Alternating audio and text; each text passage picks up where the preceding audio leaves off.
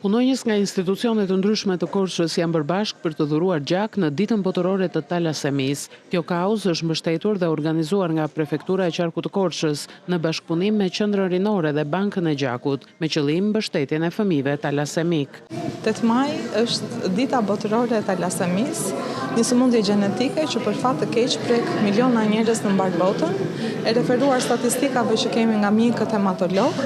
Në fakt, numri dhuruesve vullnetar është gjithmonë në rënje, prandaj institucioni prefektit, së bashku me Qendrën Rinore dhe me Bankën e Gjakut, jemi bërë të gjithë bashkë për një arsye të vetme, për të ndërgjegjësuar, për të sensibilizuar të gjithë dhuruesit vullnetar, sepse gjaku nuk është thjesht një akt durimi, është shpresë, është jetë, dhe ajo që i diferencon shoqëritë në fakt nga njëra tjetra është mënyra se si ne kujdesemi për më të brishtet.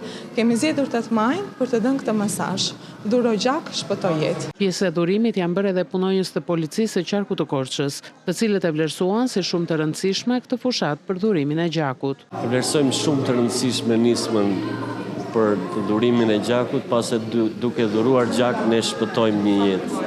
Dhe u ftoj të gjithë, jo vetëm punonjësit e policisë, po të gjithë qytetarët të bashkojnë kësaj nisme, dhuro gjak, shpëtoj një jetë.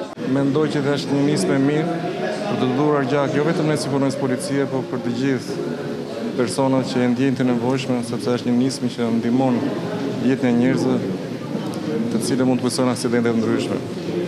I ftoj të gjithë të bëjnë dhurimin e gjakut, sepse është një nismë e vendosur shumë e mirë. Të gjithë qytetarët që kanë dëshirë janë të ftuar të dhurojnë gjak çdo ditë pranë Bankës së Gjakut në Korçë, duke treguar se ky qytet nuk është vetëm një komunitet, por një familje që qëndron pranë më të brishtëve dhe të gjithë atyre që kanë nevojë.